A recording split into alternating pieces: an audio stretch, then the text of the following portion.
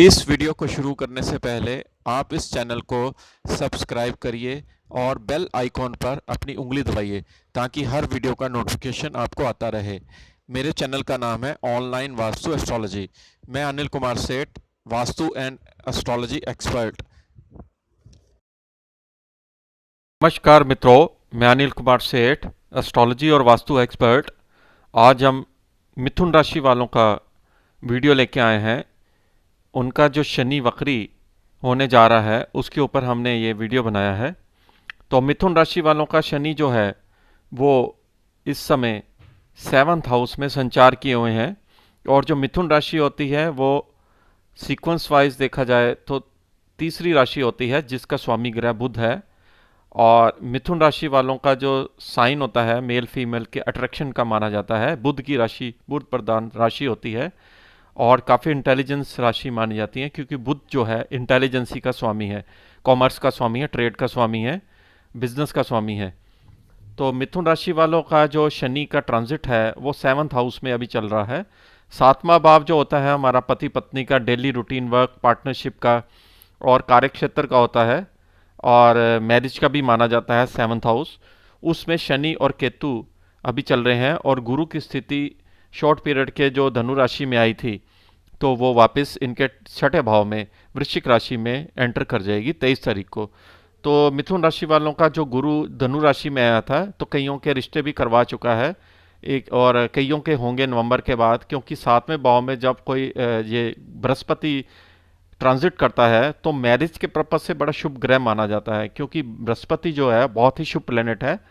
और इनका अब जो है 23 के बाद ये योग इनका थोड़ा वीक हो जाएगा, यानी कि फिर 23 नवंबर के बाद इनका योग काफ़ी प्रबल हो जाएगा क्योंकि जुपिटर अब फुल पावर में 23 नवंबर 2019 को एक साल के लिए पूरा आ जाएगा जो 7वें भाव में आएगा।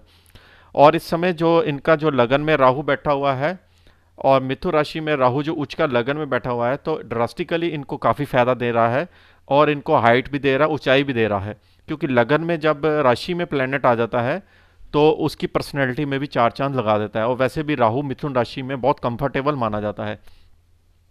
शनि की स्थिति जो इनकी 7वें भाव में बैठी हुई है धनु राशि में, इनके कार्य क्षेत्र में उथल पुथल मचा रही है, यानी कि कार्य क्षेत्र के लिए इनको इधर उधर भागना पड़ता है। घर से जैसे शहर से कहीं दूर जाना पड़ता है, जो मार्केटिंग वाले हैं उनकी यात्रा बहुत हो रही है, जब जो बिजनेस वाले हैं उनको ऑर्डर के लिए दूर जाना पड़ता है, उनको पेमेंट के लिए भी दूर जाना पड़ता है क्योंकि वो 7वां भाव जो है वो 8th हाउस की राशि जो होती है उससे 12वां भाव है। तो 8th हाउस की राशि जो शनि की मकर राशि है वो अचानक से धन देने वाली ही और रिसर्च टाइप ऑफ माइंड की होती है, आयु की भी होती है। और शनि 8th हाउस का लॉर्ड जो होता है वो उसको मल्टीपल प्रॉपर्टियों से भी लाभ भी देता है क्योंकि वो चौथे भाव से पंचम बन जाता है। तो ये एक कैलकुलेशन है, गणना है जो कि बहुत गहराई से करनी पड़ती है कि कौन सा ग्रह कहाँ पे बैठा है। जरूरी नहीं होता कि 8th हाउस और 7th हाउस मार्क होता है, उससे भाव से भी देखा जाता है कि कौन सा ग्रह किस भाव से बैठा हो, कहाँ पे आपको फलित क्या दे सकता है। कई बार छठे भाव में फल दे देता है, कई बार 8th हाउस में दे देता है, कई बार 12th हाउस में दे देता है। तो मिथुन राशि वालों के दो शनि के मतलब घर होते हैं, एक तो 8th हाउस का, एक 9th हाउस का। तो 8th हाउस का जो इनका स्वामी है वहां से ये 12th हाउस में बैठा है जो कि पति पत्नी के भाव में बैठा हुआ है, कार्य क्षेत्र में बैठा हुआ है। तो एक तो इनको ये है कि मिथुन राशि वालों को प्रॉपर्टियों का बहुत शौक होता है बनाने का, प्रॉपर्टियां जैसे इनको लग्जूरियस अपार्टमेंट या लग्जूरियस जो मॉल्स होते हैं। उसका कारण यह है क्योंकि चौथे भाव का लॉर्ड भी इनका मरकरी बुध आता है, वहाँ कन्या राशि आती है और शनि यहाँ पे इनका योग कारक प्लेनेट बन जाता है क्योंकि भाग्य का इनका लॉर्ड बनता है। तो शनि की स्थिति इनकी जब भी गोचर में ट्रांजिट करेगी तो इनको प्रॉपर्टियां बनाने का, सेल परचेज करने का इनका बड़ा मन रहता है। दूसरी की प्रॉपर्टी देखेंगे बहुत जल्दी अट्रैक्ट हो जाएंगे, यार ऐसे बनाऊंगा मैं, इस तरह से माइंड में ना रेनोवेटिव इनके आइडिया आने लग पड़ते हैं। मिथुन राशि वालों को बहुत क्रिएटिव राशि मानी जाती है मिथुन राशि वाले। और जो आर्ट और दूसरी चीज़ों में या मीडिया में लाइन में है उनके भी ये शनि काफ़ी ड्रास्टिकली इस समय उनके कैरियर में चेंज ला रहा है क्योंकि साथ में घर में बैठ के लगन को देख रहा है और मिथुन राशि को भी प्रभावित कर रहा है, कन्या राशि को भी कर रहा है जो कि बुध की राशि होती है कम्युनिकेशंस की। और जो मीडिया के क्षेत्र में भी हमारे एंकर होते हैं जो मिथुन राशि वाले हैं या जो न्यूज़ स्पीच देते हैं, जो पॉलिटिशियंस भी हैं हमारे मिथुन राशि वाले, उनके लिए जो स्पीकिंग पावर है उनकी काफ़ी शनि बढ़ा रहा है, क्योंकि वो लगन को देख रहा है, राहु ऑलरेडी लगन में बैठा है। अब शनि जो है यहाँ 30 अप्रैल 2019 को 6:45 सुबह जब 26 डिग्री में पोषाढ़ा नक्षत्र के चौथे चरण से वक्री होगा, तो 18 सितंबर को ये दोबारा मार्गी हो जाएगा, तब इसकी डिग्री होगी 19 डिग्री और इसका दूसरा चरण होगा। तो शनि का जो वक्र चाल है वो इनके लिए कैसा फल रहेगा जी, आप आज हम बात करते हैं। अब देखिए, जैसे कमेंट आते हैं कि शनि जब वक्री होता है तो उसकी दृष्टियों में जहर होता है, टेढ़ी दृष्टि होती है, फलानी होती, टिंगाड़ी होती है, इस तरह से शनि बुरा फल देता है।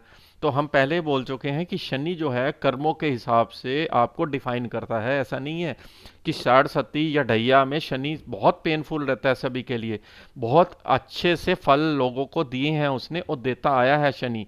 शनि को कभी भी नेगेटिव प्लैनेट मत समझिए, मैं बार बार कहता हूँ Shani is a very positive planet. Shani हमारी लाइफ का आधार है, इसको आधार बना के चलेंगे तो आपको बहुत अच्छा फल देगा। ये एक ब्यूटीफुल प्लैनेट है जिसका कलर ब्लू है। ब्लू कलर अपने आप में बहुत ही पीसफुल कलर होता है। जैसे हमारे इंडियन क्रिकेट टीम का देखिए ब्लू कलर है, जब वो खेलते हैं तो उनको अंदर क्या क्रिकेट की भावना आती है। ब्लू कलर अपने आप में एक मेहनत वालों का कलर माना जाता है। तो शनि मेहनत करने वालों के लिए हमेशा फलित होता है, चाहे वो साढ़ सती हो चाहे ना हो।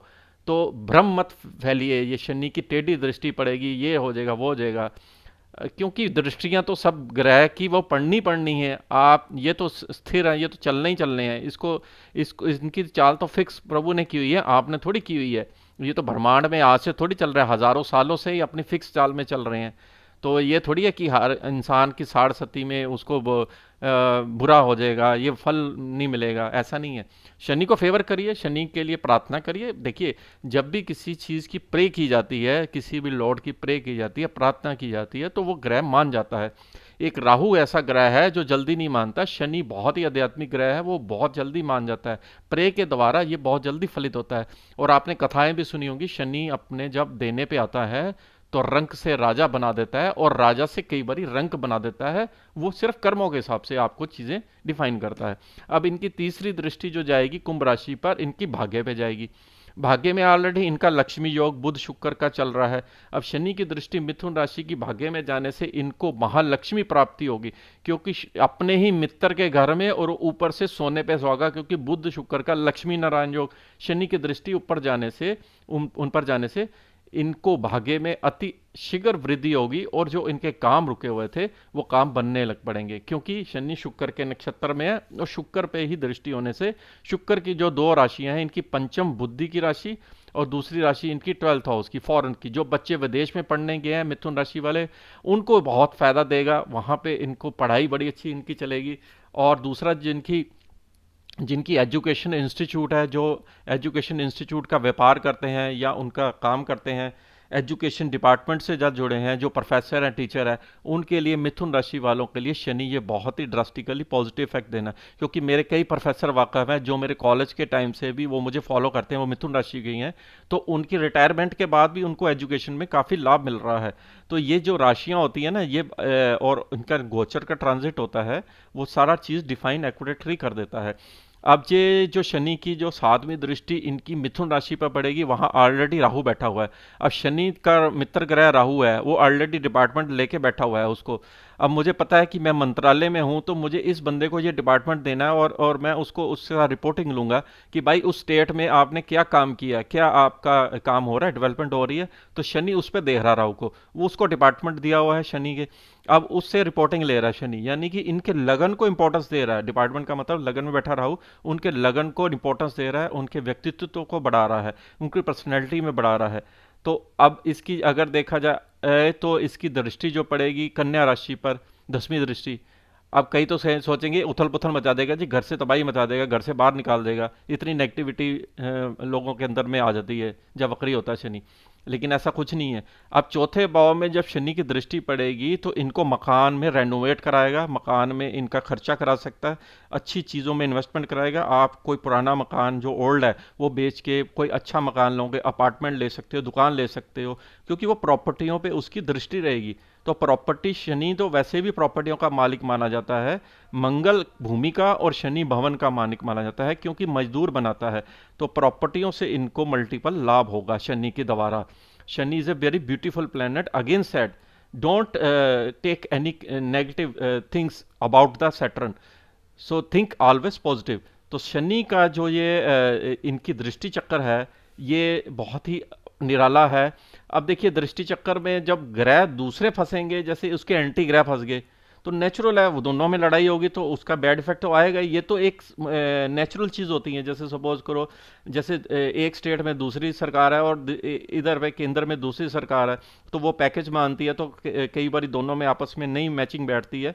तो दिस इज द साइंटिफिक। अब जैसे सूर्य आ गया कन्या में और शनि की दृष्टि पड़ेगी तो उस घर में तो थोड़ी सी उथल पुथल तो मचाएगा। अब जैसे मंगल के संपर्क में आ गया तो नेचुरल सी बात है। तो इसमें तो वो कोई इसमें वो सोचने वाली बात नहीं है, this is the natural thing. अब शनि की जो तीसरी और इसकी 7वीं और 10वीं दृष्टि के बाद हम बात करेंगे शनि के 2 घर की। शनि का जो इनका दूसरा घर है वो भाग्य का है, और एक है इनका आयु मृत्यु का घर है, इन्वेस्टिगेशंस का घर है, इनकी एज का घर है। शनि अपने 8th हाउस से 12th हाउस में चल रहा है, तो थोड़ा हेल्थ के प्रति, पार्टनर की हेल्थ के लिए मेलेफिक है, क्योंकि वहाँ केतु बैठा हुआ है। अब देखिए ऐसा नहीं है कि ग्रह का हमें ये पता चल जाता है कि कहाँ पे उसका नेगेटिव इन्फ्लुएंस आ रहा है, आने वाला है, और उसको कैसे दूर किया जाए। तो यही तो ज्योतिष सिखाती है हमें साइंस की, आने वाले चीज़ों को कैसे प्रोटेक्ट किया जाए रेमेडीज द्वारा। इसीलिए तो कुंडली देखी जाती है, नहीं तो कुंडली देखने का फायदा क्या है। तो अब शनि का जो भाग्य का लोड है उससे ये लाभ में आ रहा है 7th हाउस में। तो भाग्य कहाँ से उदित होगा? उसके कार्य क्षेत्र से उदित होगा, उसको लाभ मिलेगा, उसके कार्य क्षेत्र में वृद्धि मिलेगी, क्योंकि लक्ष्मी नारायण योग ऑलरेडी भाग्य में बना हुआ है। अब सूर्य इनका देखिए मेष राशि में उच्च कलर चल रहा है।